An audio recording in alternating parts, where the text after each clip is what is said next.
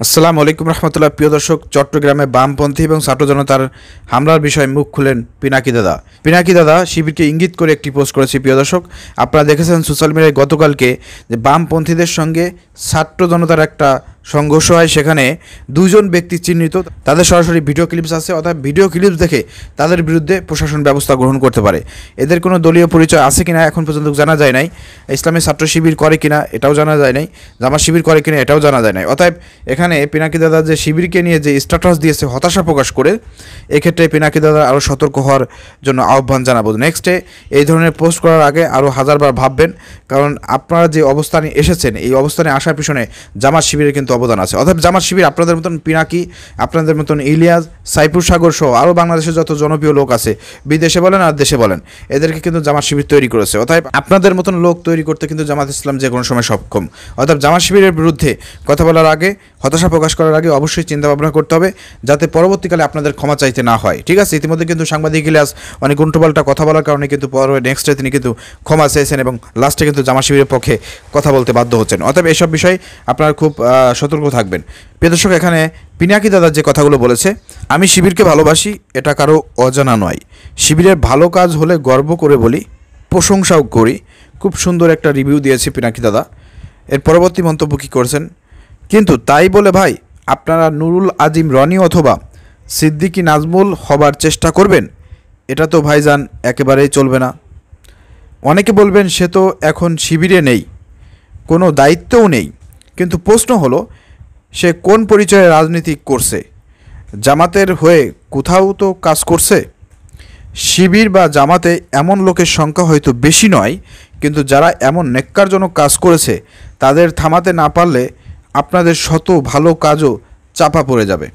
খুব সুন্দর একটা পরামর্শ দিয়েছে পিনাকি দাদা। আরেকটা উদাহরণ, আজ বিএনপি ঢাকায় বিশাল সমাবেশ করলো, কিন্তু মির্জা আব্বাসের স্টারলিংক নিয়ে বিতর্কিত কথার জন্য পুরো দৃষ্টি সেদিকে সরে গেল। ঠিক একইভাবে এটিএম আজহারের মুক্তি নিয়ে যে আলোচনা হচ্ছিল, সেটা এখন এক নারীকে আঘাত করার ঘটনার কারণে নেগেটিভ দিকে মোড় নিল।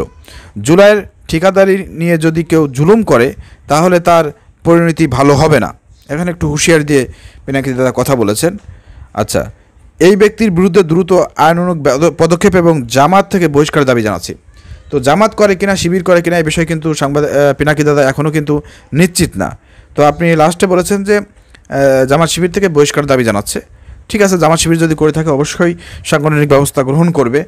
আর এখনও কিন্তু নিশ্চিত হওয়া যায় না। প্রিয় দর্শক, আসলে সেখানে কিন্তু বামপন্থীদের সঙ্গে চট্টগ্রামে ছাত্র জনতার একটা, সেখানে শিবিরও থাকতে পারে, বিএনপির লোকও থাকতে পারে, ছাত্র জনতা জুলাইয়ের যোদ্ধা, তাদের একটা সংঘর্ষ হতে পারে। সেখানে উস্কানিদাতা কিছু লোকজন ভিতরে ঢুকে আমার মনে হয় এই ধরনের একটা পরিকল্পিত ঘটনা ঘটিয়েছে।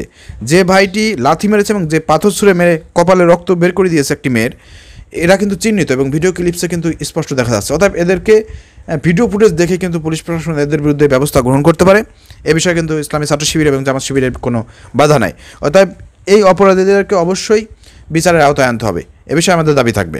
কিন্তু এটাকে জামাত শিবিরের উপর চাপিয়ে দেয়া, জামাত করে কিনা শিবির করে কিনা এ বিষয়ে নিশ্চিত না হয়ে কেউ জামাত শিবিরকে নিয়ে আজেবাজে মন্তব্য থেকে বিরত থাকবেন বলেই আমি এটা আশা রাখি। ঠিক আছে, নেক্সটে যদি এ বিষয়ে জামাত শিবির কোনো মন্তব্য করে অথবা তাদের অফিসিয়াল যে স্টেটমেন্ট সেটা আসবে, এবং যতক্ষণ না পর্যন্ত তারা চিহ্নিত না হবে যে আসলে কোন দল করে, কোন সংগঠনের সাথে আছে, ততক্ষণ পর্যন্ত শিবিরের উপরে এই ধরনের গুজব পরিচালনা করা, গুজব ছড়ানো থেকে সবাইকে বিরত থাকার আহ্বান জানাচ্ছি।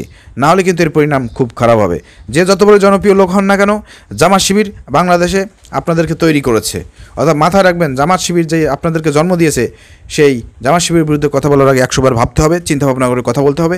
এটা আমি সবসময় মনে করে দিয়েছি। পিনাকি, ইলিয়াস দাস সহ আরও যারা ইনফ্লুয়েন্সার আছেন জনপ্রিয়, আপনারা মাথায় রাখবেন এই জিনিসটা। ঠিক আছে, অতএব অনেক চিন্তাভাবনা করে সতর্কতার সঙ্গে পোস্ট করবেন, এমনভাবে পোস্ট করবেন না পরবর্তীকালে আবার ক্ষমা চাইতে হয়।